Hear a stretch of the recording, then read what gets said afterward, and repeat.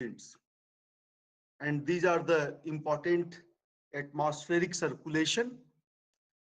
And we have discussed the periodic local winds in terms of land and sea breezes.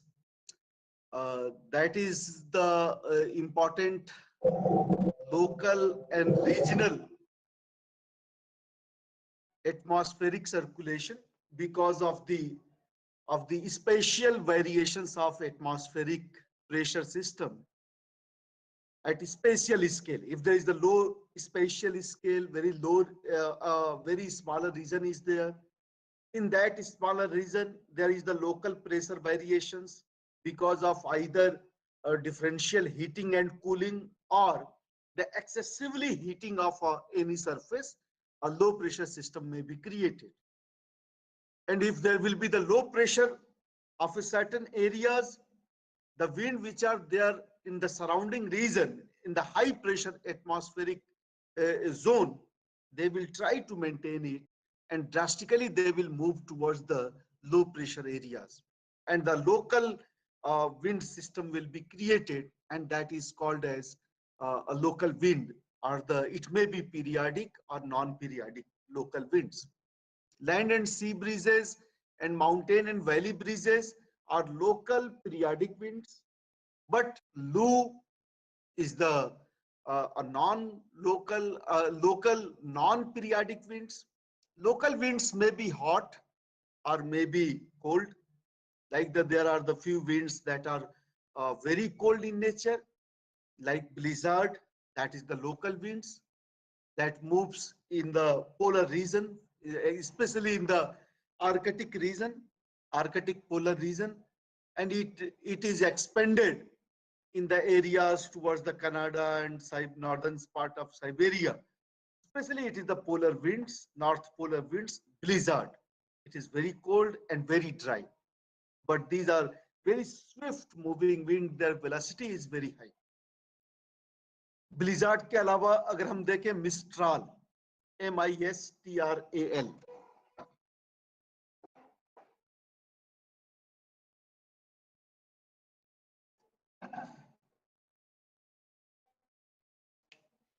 Mistral is one of the important cold wind. It is the local wind, but it is cold and dry wind. And Mistral generally found in the areas of Europe near to the Mediterranean Sea. In the winter season, Mediterranean Sea का नाम सुने? कौन कौन लोगों ने Mediterranean Sea के बारे में जानते हैं? या Mediterranean Sea कहाँ पे है? यूरोप में है तो कहाँ पे? नॉर्थ अफ्रीका देखा, मोरक्को, अल्जीरिया, उसके ऊपर,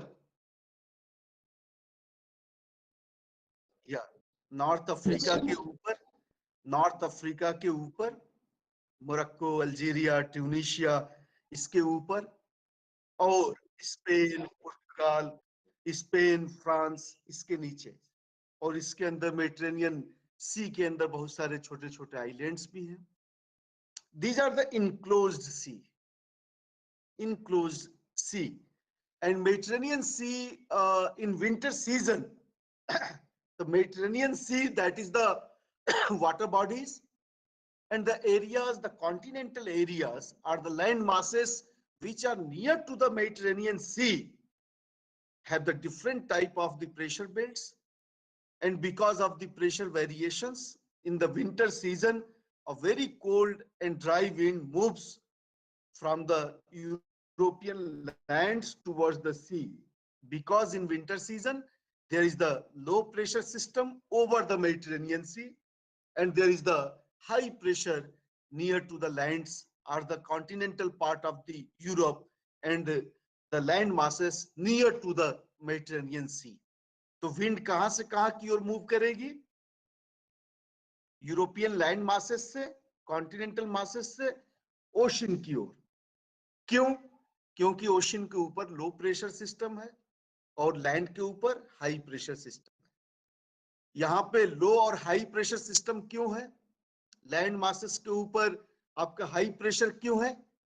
क्योंकि विंटर सीजन में बहुत आपकी ठंड का मौसम है नॉर्दर्न हेमिस्फीयर में या सदर्न हेमिस्फीयर में भी, तो यूरोपियन जो लैंड मासेस है वो बहुत जल्दी से ठंडा हो जाता है, और ओशनिक जो मेडिटेरेनियन सी जो ओशनिक बॉडीज है, जो वाटर बॉडीज है, वो अभी तक गर्म है, इसलिए मेडिटेरेनियन सी के ऊपर जो है आपका लो प्रेशर सिस्टम है, और आसपास के Spain, Italy, the areas of Eastern Europe, these areas like the France, Rhone Valley. So here we can see the high pressure system locally originated because of the local pressure variations near to the Mediterranean Sea. And Mistral is a local dry wind that moves from the European continental part towards the oceanic part like the Mediterranean Sea, and that is the very cold and dry winds, and that is known as Mistral. And sometimes the velocity, the average velocity of the Mistral is near about 55 kilometer per hour, or you can say that 55 to 60. It varies, especially 55 to 65 kilometre per hour के रफ्तार से sometime it becomes 130 125 kilometer per hour. This is very swift moving wind, and these are very stormy winds. These are very stormy also. And it dropped the pressure, it dropped the temperature, it dropped the temperature below the freezing point. Sometime it dropped the temperature at a very colder rate. आसपास के जो temperature है उसको बड़ी बहुत ही जल्दी से गिरा देती, टेम्परेचर को लो कर देती। क्यों? क्योंकि यह लोकल कोल्ड विंड है, और जब कोल्ड विंड बहेगी तो तापमान जो आसपास के एरिया के हैं वो भी ठंडे हो जाएंगे। तो इसलिए ये इंपॉर्टेंट लोकल सर्कुलेशन है मेडिटेरेनियन सी के पास के रीजन का, specially France, Italy, Rhone valley and near to the areas of the Mediterranean Sea. Is it clear? मिस्ट्राल के बारे में कोई पूछे तो आप बताएंगे? Sir.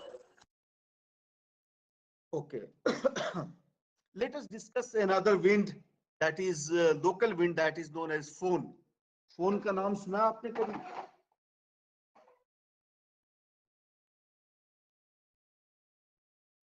Fohn, F-O-E-H-N, Fohn.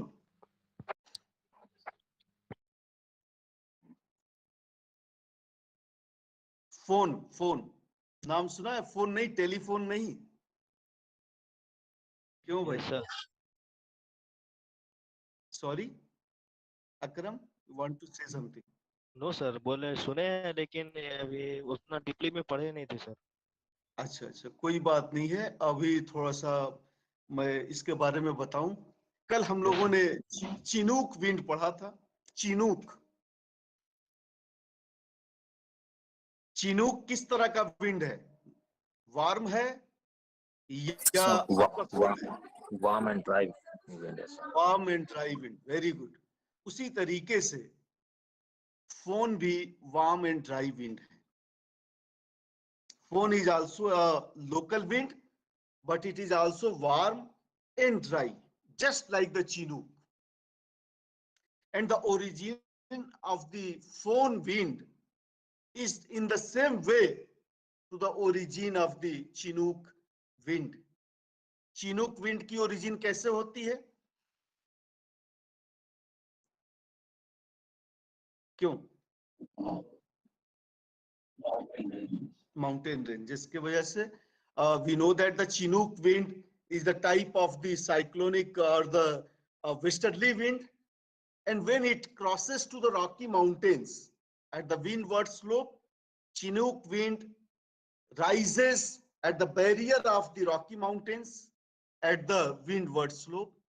जब रॉकी माउंटेन के ईस्टर्न साइड में, पैसिफिक ओशंस के साइड में जब चिनूक विंड आता है तो ये माउंटेन के साथ साथ ऊपर उठने लगता है, और कोई भी विंड जब ऊपर की ओर उठती है तो उसके वॉल्यूम में चेंजेस आते हैं. Because of their expansion their volume increases, and because of their increase of the volume of the parcel of air, it cools down with the rate of 10 degrees Celsius per 1000 meter, and that is known as dry adiabatic rate.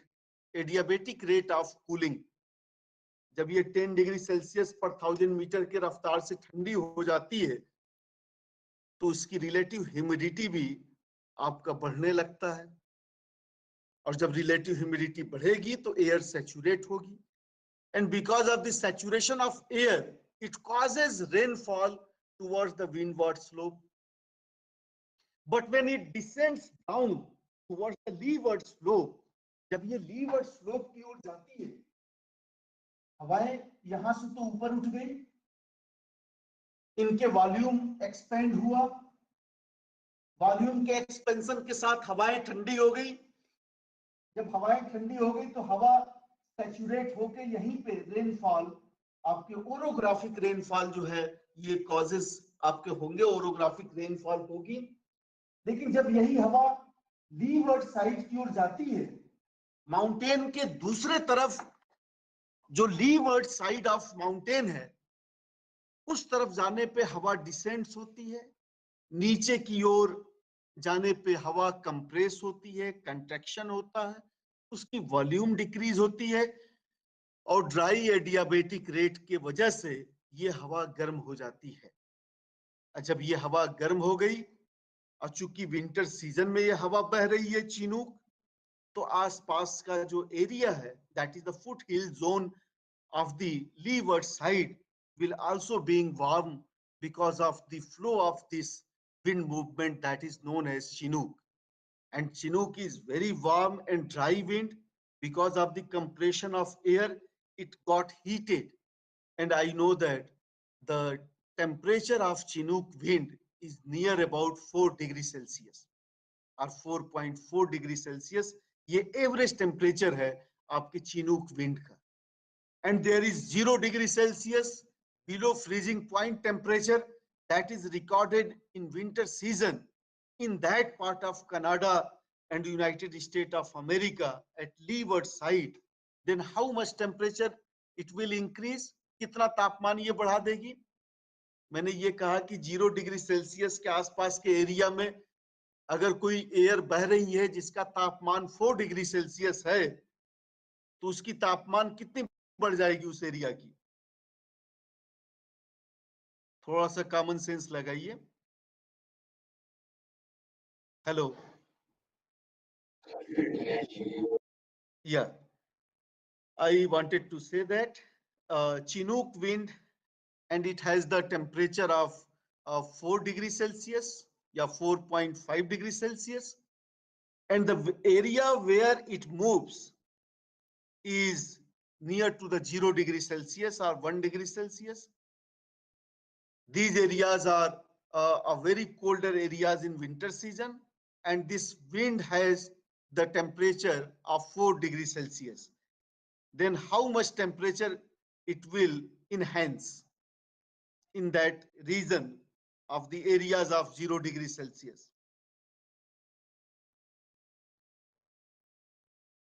नहीं समझ में आया कहने का मतलब. Okay, कितना degree ये enhance कर सकती है तापमान को आसपास के रीजन की लीवर्ड स्लोप में? लगभग बेटा 0 माइनस, अगर कहीं 0 डिग्री तापमान है, अगर 4 डिग्री टेम्परेचर और ऐड कर दोगे उस एरिया का तापमान कितना बढ़ जाएगा? 4 हो जाएगा. 4 डिग्री सेल्सियस. अरे इतना नहीं समझ में आ रहा है, कॉमन सेंस की बात है. अगर कहीं 0 है, अगर 4 डिग्री सेल्सियस तापमान अगर बढ़ा दो उस एरिया का, तो 4 डिग्री सेल्सियस तापमान नहीं बढ़ जाएगा?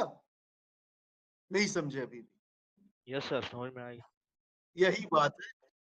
Okay okay. The Chinook wind will enhance the temperature of near about 4.5 degrees Celsius, that area which are near to the freezing point of the leeward slope of the mountains Rocky. In the same way, sometime it increase the 20 degree Celsius. अगर इतना ज्यादा तापमान बढ़ जाएगा तो जितने जो snow के अवस्था में जो वहां पे बर्फ है वो सारा पिघलना शुरू हो जाएंगे। तो इसलिए इस विंड को स्नो ईटर भी कहा जाता है, चिनूक विंड को। उसी तरीके से phone is the such type of wind in the same way that is just like the Chinook wind, but it moves in Switzerland. And Switzerland की जो वैली पार्ट है वो विंटर में कहा जाता है these are the climatic oases. The Fohn wind moves in the areas of the northern Alps mountain. Alps mountain कहाँ पे है?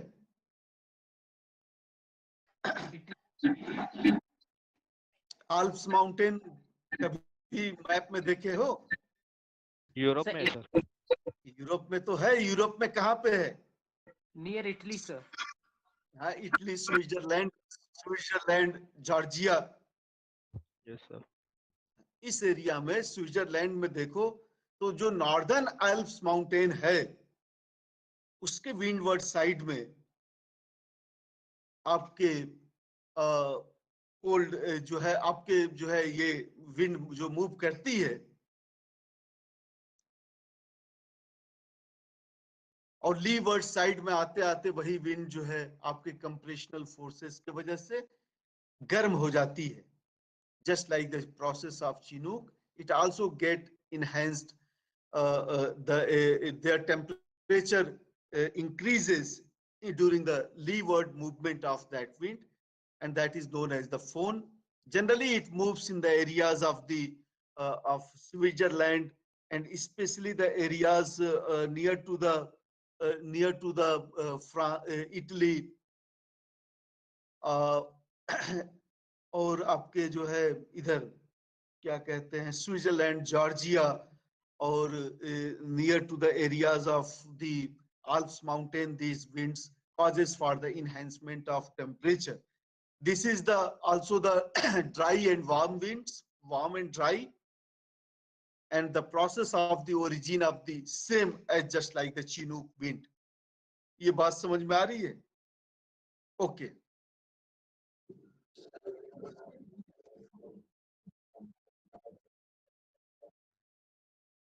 Yeah, it is the these winds are coming from the northern slopes of the Alps mountain, और ये ज्यादातर जो है आपके spring और ऑटम सीजन में आपके ज्यादातर वो चलते हैं और काफी जो है these are the generally similar down slope wind movements, ऊपर से नीचे की ओर आती है और इसी वजह से जो स्विट्जरलैंड की जो वैली है, वैली पार्ट है, वो क्लाइमेटिक ओसिस कहलाता है। जनरली ये एक्सटेंशन है आपका, ये जो लोकल विंड्स होते हैं ये मेन विंड्स के ही एक पार्ट है, लेकिन लोकल अगर वेरिएशंस आ गया टेम्परेचर में या प्रेशर में तो वेलोसिटी इंक्रीज हो जाती है और डायरेक्शन बहुत लोकलाइज्ड हो जाता है। जैसे अगर north east trade wind move कर रही है आल्प्स माउंटेन के ऊपर, जब अगर प्लेन रीजन होता, यूनिफॉर्म सरफेस होता, तो उसी पैटर्न में नॉर्थ ईस्टर्ली डायरेक्शन से आते रहते हैं। लेकिन बीच में अगर माउंटेन आ गया तो ये they will bound to follow that orographic barrier and they will move in upward directions because of the local topographical variations, and that local topographical variations uplifted the air masses in the vertical directions and air expanded, and when it will expand then it will move in upward directions and rises up and causes for the local precipitation in that area, and when it becomes dry then it descends down towards the other slope of that mountain barrier, and it descends down compressed, contracted, and because of the adiabatic rate of heating, their temperature will be increased and they will cause for the formations of that local dry winds or the local warm or the local cold winds. Local in case of Fohn and Chinook, they are local warm and dry winds.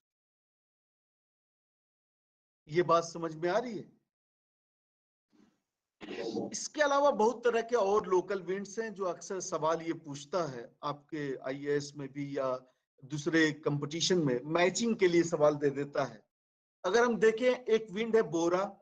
बोरा का नाम सुने हो? बोरा अगर बात आती है तो हम लोग एक झोले की तरह एक शक्ल का एक वो होता है, ये बोरा, उसमें चीनी शक्कर और चावल जो है रहता है, बोरा।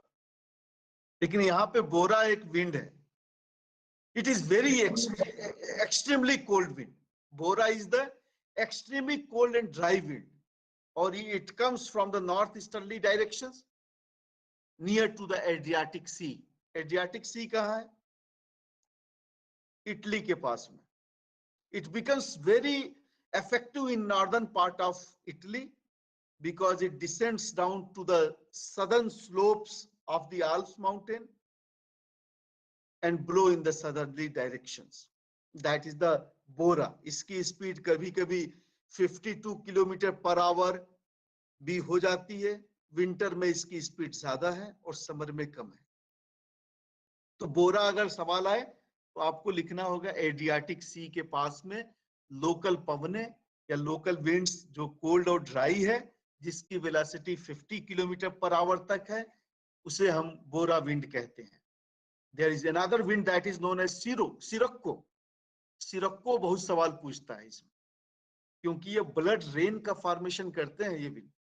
एक बार कंपटीशन में ये सवाल पूछा था कि which wind is associated with the formation of blood rain.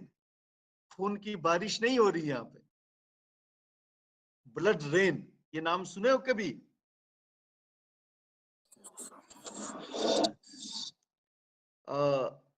These are the very important wind. It is warm wind, it is dry and very dusty wind. बहुत सैंड्स को लेके जाती है, क्योंकि इसका जो फ्लो है ये नॉर्थ अफ्रीका तक है। सहारा डेजर्ट में ये बहती है सिरक्को, और लोकली अलग अलग नाम से जानी जाती है। जैसे इसको आप खमसिन कहते हैं इजिप्ट में, मिस्र में इसको क्या कहते हैं? सिरक्को को खमसिन, लीबिया में ghibli, GIBLI, ghibli, chili in Tunisia, Tunisia, North Africa और northern part of Sahara desert में ये विंड मूव करता है, और ये क्रॉस मेडिटेरेनियन सी को क्रॉस करते करते ये यूरोप की ओर जाता है, स्पेन और इटली में चला जाता है। तो sirocco is very warm wind, it is very dusty wind, it has the full of sands, बहुत सैंड को कैरी करती है, और it moves in the northerly direction from Sahara desert towards the north, then it will cross to the Mediterranean Sea and reaches to the part of the France, Italy, and the part of the Eastern and Central Europe. And when it crosses to the Mediterranean Sea, in mid-between it grasps the moisture from the Mediterranean Sea. And when it reaches to the France and Italy, it got saturated. And on the basis of this, over the sand and dust particles that is carried by the Sirocco wind, it condensed. And because of the condensation, then the moisture comes down, and besides that sand का जो red sand है वो भी उसके साथ साथ नीचे गिरता है precipitation के फॉर्म में। चूंकि सैंड की कलर लाल है क्योंकि वो रेत होती है, बालू होती है, जिसको ये सिरक्को विंड अपने साथ में ऊपर जो है बहा कर लेके जाते हैं, और ऊपर जाने पे आप जब बारिश की बूंदों के साथ साथ ये रेड कलर का सैंड भी नीचे आपके गिरता है, फॉल्स डाउन होता है प्रेसिपिटेशन के फॉर्म में, और उसे ही हम कहते हैं ब्लड रेन। और ये बात समझ में आ रही है? Yes, sir. और कभी कभी it becomes the cyclonic storm when it crosses to the Atlas mountain. Atlas कहाँ है? अफ्रीका माउंटेन के सबसे नॉर्थ वेस्ट कॉर्नर में अगर देखो, near to the Morocco, you will see the Atlas mountain. And when it crosses to the Atlas mountains, it is speed and velocity enhanced. and it becomes cyclonic in nature. जब ये Africa Egypt को cross करता है तो इसको खमसिन कहने लगते हैं। जब ये अरबियन डेजर्ट की ओर जाता है तो इसका नाम सिमूम हो जाता है। तो इसी को अलग अलग नाम से जानते हैं, जैसे लीबिया में इसको गिबली कहते हैं, इजिप्ट में इसको खमसिन कहते हैं, इसको जो है आपके डेजर्ट में, अरबियन डेजर्ट में इसको सिमूम कहते हैं। तो अलग अलग नाम से अलग अलग, इसे हबूब किसे कहेंगे? सहारा डेजर्ट का जो मार्जिनल एरियाज है ऊपर का, वहां पे इस विंड को हबूब कहते हैं, खास तौर से सूडान में। एक विंड है सांता आना, ये भी सवाल मैचिंग में पूछता है। सांता आना, सांता आना का नाम आप कैलिफोर्निया में, सदर्न पार्ट ऑफ कैलिफोर्निया में ये सांता आना, जो कि बहुत ही हॉट विंड है और ड्राई विंड है, ये सांता आना कैलिफोर्निया वैली में आपके मूव करता है। ये जस्ट लाइक द चिनूक और फोन की तरह है। कैलिफोर्निया में जो आपकी रॉकी माउंटेन्स है और उसके लीवर्ड साइड में ये बहता है, इसलिए हम इसको जो है सांता आना कहते हैं, क्योंकि जो है वहाँ का लोकल एक मतलब कि नेम है कैलिफोर्नियन डेजर्ट में, कैलिफोर्निया में। ठीक है। और कभी कभी ये क्लाइमेटिक हजार्ड्स भी पैदा करता है, क्योंकि ये बहुत ही ड्राई और बहुत ही इसका स्प्रेड बहुत ज्यादा होता है सांता आना का। एक विंड है जिसका नाम है डॉक्टर विंड। कौन सा विंड है जिसको हम डॉक्टर विंड भी कहते हैं? हरमटन sir. Harmattan, very good. This is also warm and dry winds that also blow from the northeast towards the southeastern directions. Generally, it moves in the eastern part of Sahara Desert, and this wind are called as the doctor wind because in the coast of western coast of the Africa, जहाँ पे बहुत ज्यादा moisture है, बहुत ज्यादा humidity होती है, और यह विंड जाता है वहां पे तो थोड़ा सा एक कंफर्ट लेवल का एहसास होता है, और इस वजह से इस विंड को हम डॉक्टर विंड भी कहते हैं। लेकिन इसका भी अलग अलग जगहों पे अलग अलग नाम भी होता है। इसी तरह के विंड जो है विक्टोरिया, ऑस्ट्रेलिया में जो विक्टोरियन डेजर्ट है, वहां पे इसी तरह का विंड है, तो उसको हम कहते हैं ब्रिक फील्डर। ऐसे ही आपका जो है यूनाइटेड स्टेट ऑफ अमेरिका में जो आपका जो प्लेन एरिया है, प्रेरी है, रीजन है यूएस से, वहां पे इस तरह के विंड का नाम हो जाता है ब्लैक रोलर। वेस्ट एशिया में, खासतौर से ईरान, इराक में, मेसोपोटामिया में, इस तरह के विंड को हम कहते हैं शमाल। अगर पर्शियन गल्फ में है या न्यूजीलैंड में अगर हम देखें तो यही विंड, इस तरह के विंड को हम नॉर्वेस्टर कहते हैं।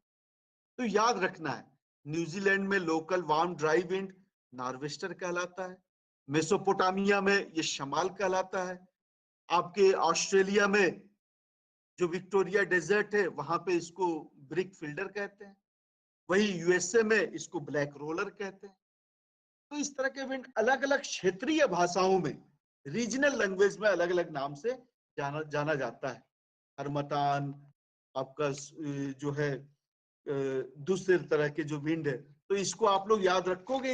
ये आपके जो विंड्स हैं, ये कंपटीशन के पॉइंट ऑफ व्यू से, मैचिंग क्वेश्चन आंसर से बहुत ये पूछा जाता है इसमें।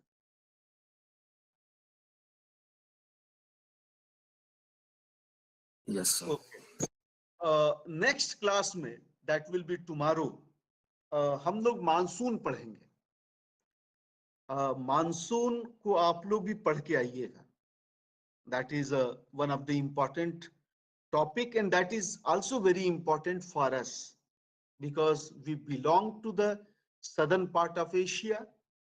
We belong to the tropical countries. Our location in the world map is very much suitable for that seasonal shifting of that wind that is known as the monsoon.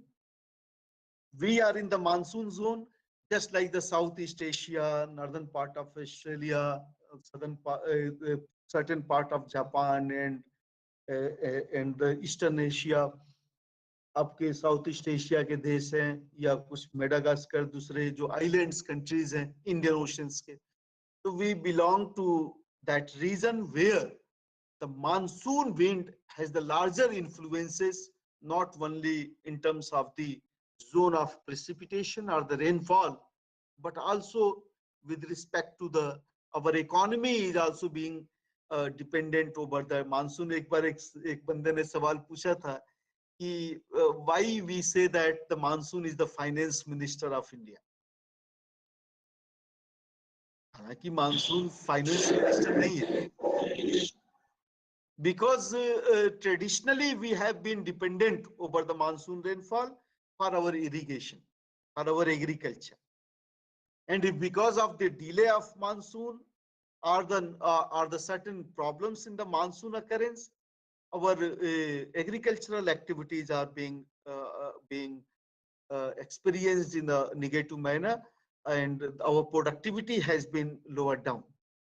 तो monsoon एक important wind mechanism है, और जो seasonal periodic wind mechanism है, जो Indian सब continent और south East Asia most properly इस जोन में जो ट्रॉपिकल ओशियनिक एरियाज है वहां पे इसका इन्फ्लुएंसेस हम देखने में आता है। यह जोन शिफ्टिंग ऑफ डायरेक्शंस की वजह से पैदा हुआ। Seasonal reversal of the wind pattern causes for the wind movement that is known as monsoon, and in literal sense that is known as the मौसम।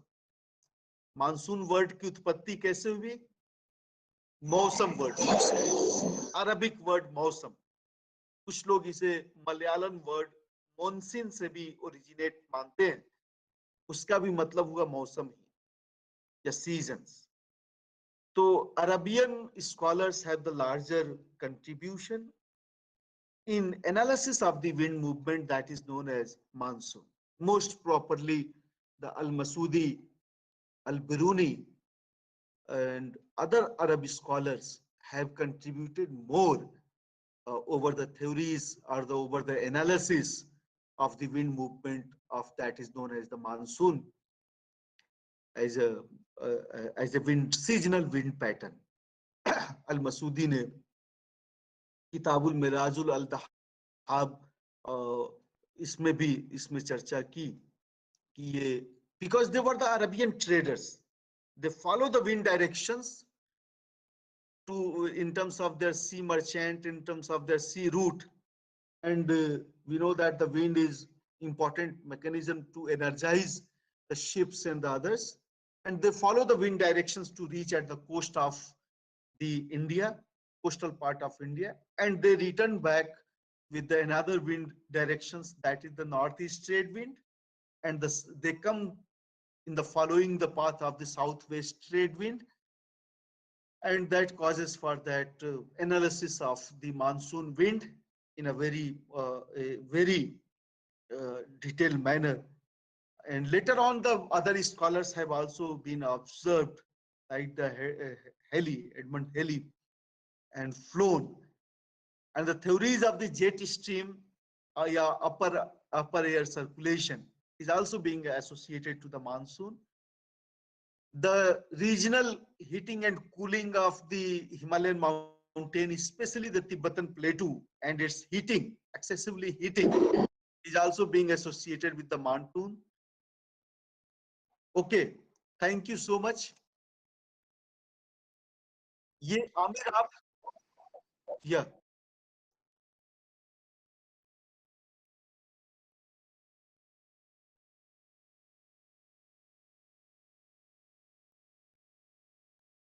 Okay, sure.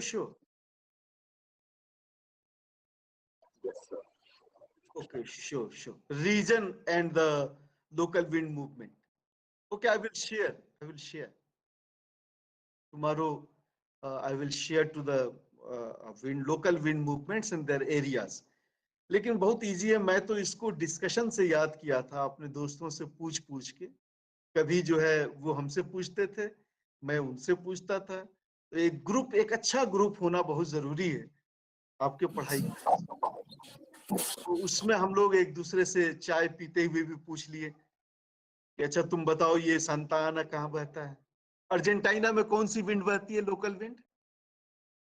तो हम लोग associate किए थे pampas is the grassland of Argentina, तो वहां पे जो विंड है उसको पैम्पेरो कहते हैं।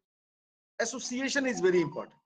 Pampas belt of Argentina has the local wind that is known as pampero, याद कर लिया उससे एसोसिएट करके।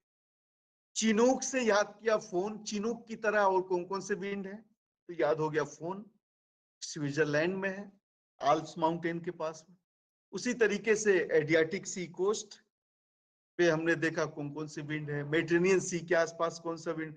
वर्ल्ड मैप आपके जहन में होना चाहिए, पूरा मैप इंडिया का, वर्ल्ड मैप के, वर्ल्ड का जो है आपके दिमाग में हो, because you are the geographer. और मैप की प्रैक्टिसिंग बहुत जरूरी है, पूरे रीजन का प्रैक्टिसिंग जरूरी है कि कौन से एरिया कहाँ है। अगर मैं पूछूं कालाहारी डेजर्ट कहाँ है, ग्रेट बैरियर रीफ कहाँ है, विक्टोरिया डेजर्ट, मेरे दिमाग में सब एरिया क्लियर है। कॉन्टिनेंट वाइज आप लोग लीजिए, ऑस्ट्रेलिया को पहले लीजिए, उसको देखिए वहां पे इंपॉर्टेंट माउंटेन कहाँ है, कौन कौन सा गल्फ है, कौन कौन सा बे है, डेजर्ट कहाँ पे है। और यहाँ पे थोड़ा सा वर्ल्ड मैप पे मेहनत करने की जरूरत है, और मैं प्रैक्टिस कराऊंगा। असल में ये कोरोना ने जो है लोगों को थोड़ा लर्निंग, ये ऑनलाइन का जो है ज्यादा दिक्कतें हो गई, नहीं तो मैं डेली मैप प्रैक्टिस कराता था अपने स्टूडेंट्स का, और उनका काफी क्लियर हो गया था, डीयू में भी, जेएनयू में भी, और एएमयू के पिछले सेमेस्टर्स में भी। तो टिप ऑफ द टंग पे सारी चीजें होनी चाहिए, कम से कम ये जो फैक्चुअल चीजें हैं वो। Thank you, thanks a lot. Next class में मानसून हम लोग पढ़ेंगे, एक दो क्लास जो है मानसून की होगी, उसके बाद एयर सर्कुलेशन का ब्रीफ में हम पढ़ाएंगे, हेडली सेल, पोलर सेल ये क्या है। उसके बाद हम एयर मॉइस्चर या ह्यूमिडिटी के ऊपर फोकस करेंगे। ह्यूमिडिटी क्या है, सैचुरेशन क्या होता है, कंडेंसेशन क्या होता है, रेनफॉल कैसे होता है, दूसरे तरह के प्रेसिपिटेशन कैसे होते हैं, बहुत इंटरेस्टिंग सेक्शंस है वो भी। And lastly we will focus upon the cyclone, anti cyclone और air masses. Air masses, front और साइक्लोन, ये तीनों एक साथ होगा क्योंकि तीनों एक दूसरे से जुड़े हैं। एयर मासेस जुड़ा है फ्रंट से, और फ्रंट कॉज है आपके टेम्परेट साइक्लोन की, तो एक एक दूसरे से मुंसलिक हैं। Okay, thanks, thanks a lot. Thank you, sir.